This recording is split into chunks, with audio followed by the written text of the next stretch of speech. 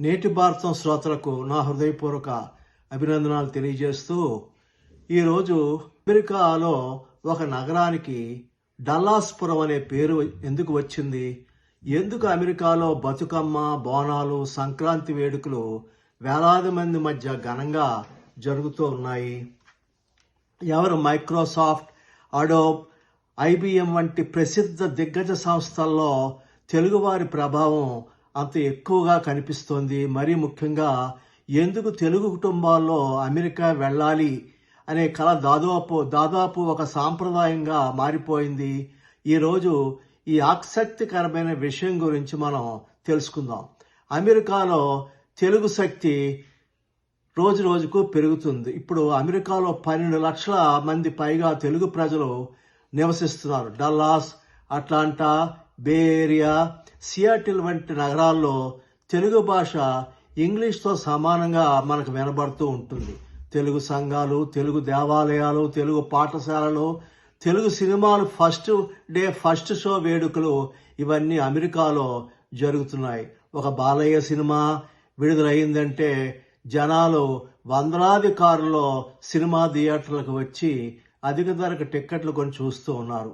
తెలుగు ప్రజలు అమెరికాలో అతి పెద్ద భారతీయ సమాజాల్లో ఒకటిగా ఎదిగారు. కానీ ప్రయాణం ఎలా మొదలైంది? Y2K ప్రపంచాన్ని మార్చిన అవకాశం. 1990లో చివరిలో ప్రపంచం ఒక పెద్ద భయాన్ని ఎదుర్కొంది. అదే Y2K బగ్. మన కంప్యూటర్లో 1999 తర్వాత వచ్చే 2000 సంవత్సరాన్ని సరిగ్గా గుర్తించలేమని భయపడ్డారు. బ్యాంకులు, విమానాలు, విద్యుత్ వ్యవస్థలు, ఆసుపత్రులు అన్నీ దెబ్బతింటాయని ప్రపంచం ఆందోళన చెందింది. అప్పుడు లక్షలాది సాఫ్ట్వేర్ ఇంజనీర్లు అత్యవసరంగా అవసరమయ్యారు. ఇక్కడ భారతీయ ఇంజనీర్లకు ఒక భారీ అవకాశం వచ్చింది. ఇన్ఫోసిస్, టీసీఎస్, విప్రో వంటి సంస్థలు అమెరికా కంపెనీల కోసం Y2K సమస్యను పరిష్కరించాయి. భారతీయులు తమ ప్రతిభను ప్రపంచానికి నిరూపించారు. చంద్రబాబు నాయుడు అండ్ హైదరాబాద్ ఐటీ విప్లవం. అయితే తెలుగువారి కథలో అసలు మలుపు 1995లో వచ్చిందని మనం మర్చిపోకూడదు. చంద్రబాబు నాయుడు ముఖ్యమంత్రి అయిన తర్వాత హైదరాబాద్ను ఐటీ హబ్గా మార్చాలని నిర్ణయించారు. హైటెక్ సిటీని నిర్మించారు. ప్రారంభంలో చాలామంది దీన్ని ఎగతాళి చేశారు. కానీ ఒక సమావేశంలో ఆయన మైక్రోసాఫ్ట్ వ్యవస్థాపకుడు బిల్ గేట్స్ను ఒప్పించగలిగారు. ఫలితంగా మైక్రోసాఫ్ట్ భారతదేశంలో తన తొలి పెద్ద విదేశీ కేంద్రాన్ని హైదరాబాద్లో ఏర్పాటు చేసింది. ఆ తర్వాత గూగుల్, అమెజాన్, ఒరాకిల్ వంటి దిగ్గజ సంస్థలు కూడా హైదరాబాద్ వైపు వచ్చాయి. హైదరాబాద్ దేశంలో ప్రముఖ ఐటీ నగరంగా మారిపోయింది. చదువే భవిష్యత్తుగా తెలుగు కుటుంబాలు నేడు మారిపోయాయి. తెలుగు కుటుంబాల్లో చదువుకు ఎప్పటి నుంచో చాలా ప్రాధాన్యం ఉంది. ఐటీ రంగం వచ్చిన తర్వాత ఒక కొత్త కళ పుట్టుకు వచ్చింది. నా కుమారుడు సాఫ్ట్వేర్ ఇంజనీర్ కావాలని, నా కుమార్తె అమెరికా వెళ్ళాలని. కొద్ది సంవత్సరాల్లోనే వందలాది ఇంజనీరింగ్ కళాశాలలు ఏర్పడ్డాయి. లక్షలాది మంది విద్యార్థులు కంప్యూటర్ సైన్స్ వైపు మొగ్గు చూపారు. America dream. ఐటీ ఉద్యోగాలు పెరగడంతో అమెరికాలో ఒక కొత్త లక్ష్యంగా మారింది. M5 కోసం వేలాది మంది విద్యార్థులు, MS కోసం వేలాది మంది విద్యార్థులు అమెరికాకు వెళ్లడం ప్రారంభించారు. చదువు పూర్తయ్యాక H1B వీసాల ద్వారా ఉద్యోగాల్లో చేరారు. నేడు అమెరికాలో అనేక టెక్ కంపెనీల్లో తెలుగువారి పాత్ర చాలా కీలకం. డల్లాస్ నగరాన్ని సరదాగా డల్లాస్పురంగా వారు మార్చారు అని పిలవడం కూడా మొదలెట్టారు. విజయానికి మరో ముఖం ఏంటంటే ప్రతి కథకు ఒక వైపు కూడా ఉంటుంది, మరొక వైపు కూడా ఉంటుంది. అమెరికా డ్రీమ్ కారణంగా భారీ విద్యా రుణాలు తీసుకోవాల్సిన కుటుంబాలు పెరిగాయి.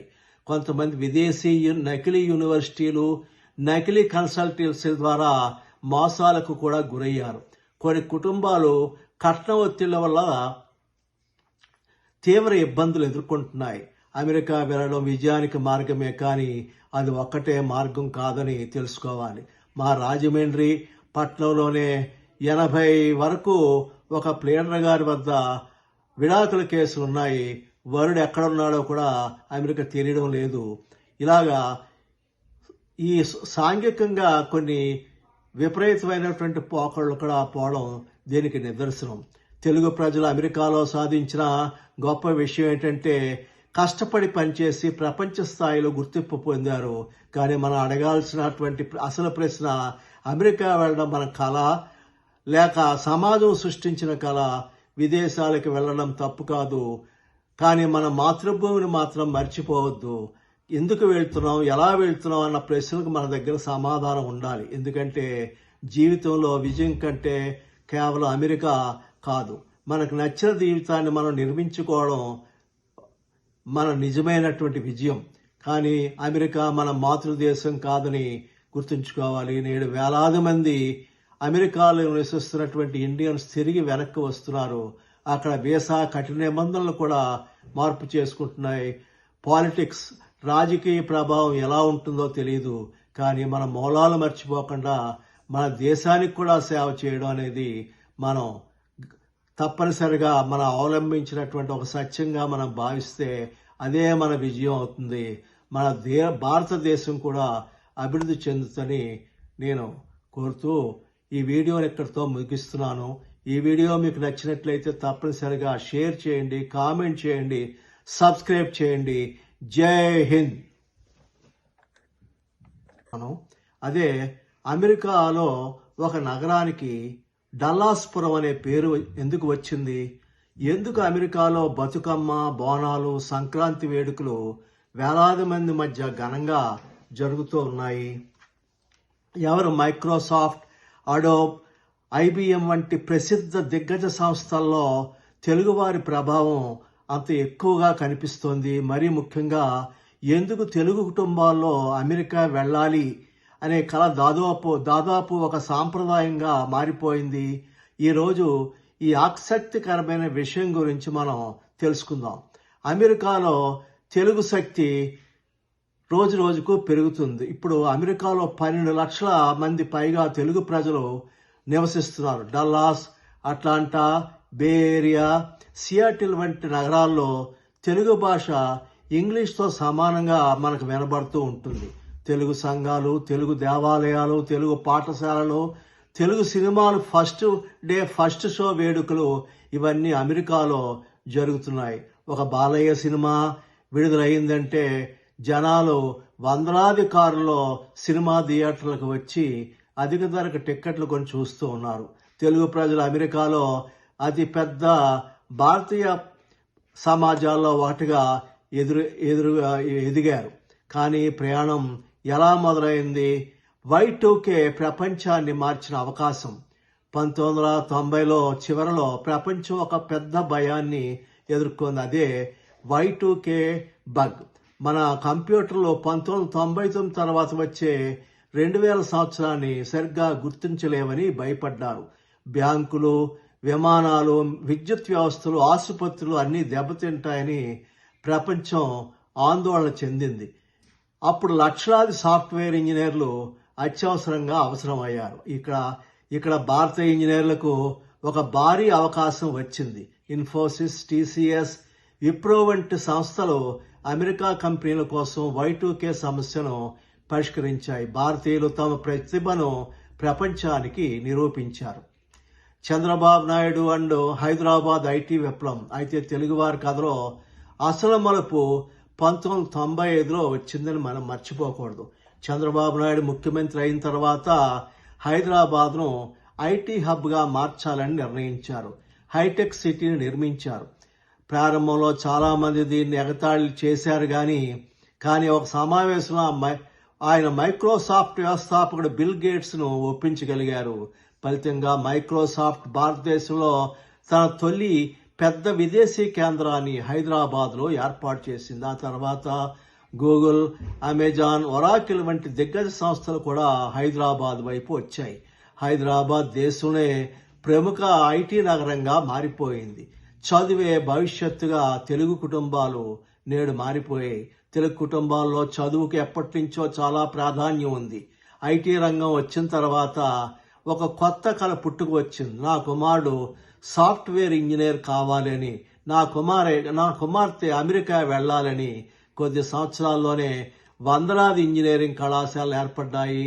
లక్షలాది మంది విద్యార్థులు కంప్యూటర్ సైన్స్ వైపు మొగ్గు చూపారు. అమెరికా డ్రీమ్ ఐటీ ఉద్యోగాలు పెరగడంతో అమెరికాలో ఒక కొత్త లక్ష్యంగా మారింది. M5 కోసం వేలాది మంది విద్యార్థులు, MS కోసం వేలాది మంది విద్యార్థులు అమెరికాకు వెళ్లడం ప్రారంభించారు. చదువు పూర్తయ్యాక H1B వీసాల ద్వారా ఉద్యోగాల్లో చేరారు. నేడు అమెరికాలో అనేక టెక్ కంపెనీల్లో తెలుగువారి పాత్ర చాలా కీలకం. డల్లాస్ నగరాన్ని సరదాగా డల్లాస్ పురంగా వారు మార్చారు అని పిలవడం కూడా మొదలెట్టారు. విజయానికి మరో ముఖం ఏంటంటే ప్రతి కథకు ఒక వైపు కూడా ఉంటుంది, మరొక వైపు కూడా ఉంటుంది. అమెరికా డ్రీమ్ కారణంగా భారీ విద్యా రుణాలు తీసుకోవాల్సిన కుటుంబాలు పెరిగాయి.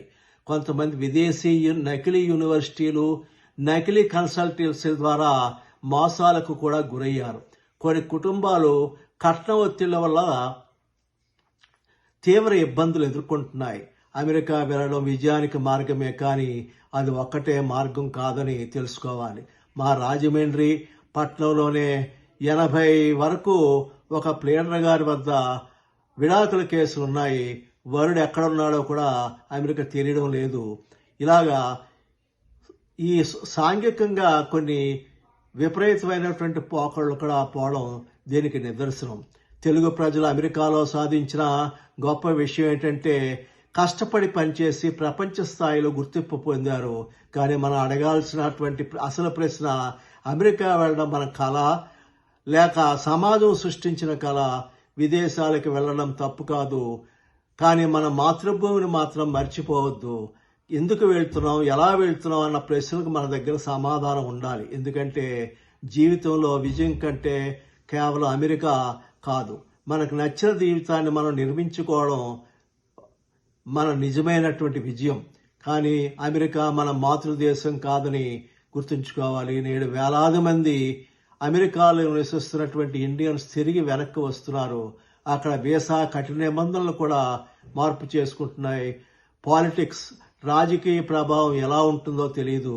కానీ మన మూలాలు మర్చిపోకుండా మన దేశానికి కూడా సేవ చేయడం అనేది మనం తప్పనిసరిగా మనం అవలంబించినటువంటి ఒక సత్యంగా మనం భావిస్తే అదే మన విజయం అవుతుంది. మన భారతదేశం కూడా అభివృద్ధి చెందుతుందని నేను కోరుతూ ఈ వీడియోని ఇక్కడితో ముగిస్తున్నాను. ఈ వీడియో మీకు నచ్చినట్లయితే తప్పనిసరిగా షేర్ చేయండి, కామెంట్ చేయండి, సబ్స్క్రైబ్ చేయండి. జై హింద్.